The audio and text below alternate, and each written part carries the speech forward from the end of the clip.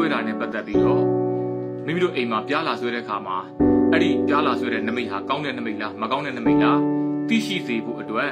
နော်ပြားဆွဲနမိတ်ကောင်းနည်းလေးအကြောင်းကိုဝေပြပေးမှာဖြစ်ပါတယ်အဲ့တော့မနေ့ကကျွန်တော်ရဲ့ဒီဟိုထဲမှာကွန်မန့်ထဲမှာအဲ့တော့မိတ်ဆွေတယောက်ကနေပြီးတော့ပြားဆွဲတဲ့နမိတ်ဟာကောင်းမကောင်းလာမေးထားလို့ပါအဲ့တော့ကျွန်တော်တို့နားလည်ထားရမှာကဟိုတရက်ကကျွန်တော်စမ်းနမိတ်နဲ့ပတ်သက်တာလေးကိုပြောခဲ့ပူပါတယ်စမ်းနမိတ်နော်စမ်းနမိတ်ကောက်ဖို့တော့ကသင်္ချာနည်းနည်းလောက်တက်ရင်ရပြီလို့ကျွန်တော်ပြောပူတယ်အဲ့တော့အပေါင်းနဲ့ပေါင်းရင်အပေါင်းရတယ်အနှုတ်နဲ့ပေါင်းရင်လည်းအပေါင်းပဲရတယ်အပေါင်းနဲ့အနှုတ်နဲ့ပေါင်းရင်အနှုတ်ရပြီးတော့အနှုတ်နဲ့ပေါင်းရင်အနှုတ်ရတယ်လို့ကျွန်တော်ပြောပူပါတယ်အဲ့လိုပဲကျွန်တော်တို့စမ်းနမိတ်မှာအိဋ္ဌနဲ့ပေါင်းရင်အိဋ္ဌပဲရတယ်အနိဋ္ဌနဲ့ပေါင်းရင်အိဋ္ဌရပြီးတော့အိဋ္ဌနဲ့အနိဋ္ဌနဲ့အိဋ္ဌပေါင်းရင်တော့ကျွန်တော်တို့အနိဋ္ဌဆိုတဲ့ဖြေပဲရပါတယ်အဲ့တော့ကျွန်တော်တို့ပြားဆွဲနမိတ်လေးကိုကောက်ကြည့်ရအောင်နော်အဲ့တော့ပြားဆိုတဲ့တတ္တဝါကျွန်တော်တို့တွေနော်အစိတ်ရှိတဲ့တတ္တဝါမှန်သမျှကျွန်တော်အနိဋ္ဌထဲမှာပဲကျွန်တော်တို့ထည့်ပါတယ်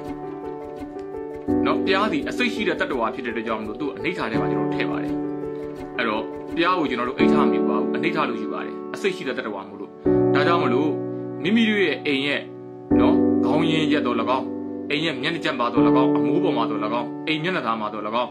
ပြားလာဆွဲခဲ့ပါပြီဆိုရင်တော့မိမိတို့ရဲ့အိမ်ရှိအရက်ခေါင်းရင်းအရက်ဟာ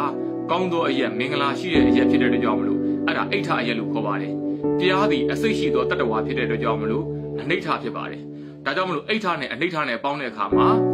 ကျွန်တော်တို့အဲ့ဒီဟာဒီအနိဋ္ဌဖြစ်သွားတဲ့အတွက်ကြောင့်မလို့မကောင်းပါဘူးဗျာနော်အိမ်ရဲ့ဖက်နှက်ချွတ်မှာပြားလာဆွဲတယ်ဆိုရင်ဒါကောင်းတာပေါ့ဖက်နှက်ချွတ်ဆိုတဲ့နေရာဒီကျွန်တော်တို့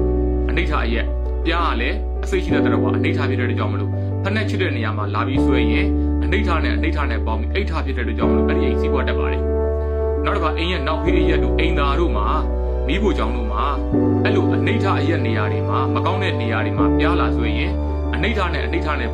ပေါင်းပြီးတော့အိဋ္ဌဖြစ်သွားတဲ့အတွက်ကြောင့်မလို့အဲ့ဒါဆိုရင်လည်းကျွန်တော်တို့ကောင်းပါတယ်ဟုတ်ပြီဒါဆိုကျွန်တော်တို့ပြားသည်မကောင်းသောအရက်မှာလာဆွဲရင်ကောင်းပြီးတော့ကောင်းသောအရက်မှာလာဆွဲရင်မကောင်းဘူးလို့မိတ်ဆွေတို့အကြံဉာဏ်နားလည်သွားပါပြီအဲ့တော့ဟုတ်ပြီကောင်းရင်တော့ပြဿနာမရှိဘူးမကောင်းရင်ကျွန်တော်တို့ဘယ်လိုလုပ်ရမလဲ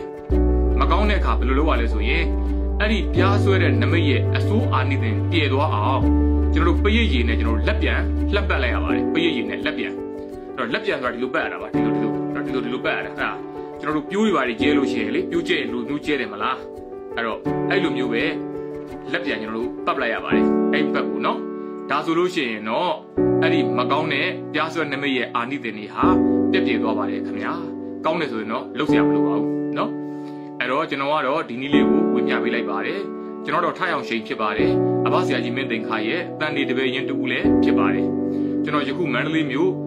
နန်းရှိ59A 1920ကြားမှာကျွန်တော်ရဲ့ဗီဒီယိုဖော်ကန်လေးဖွင့်ထားပါတယ်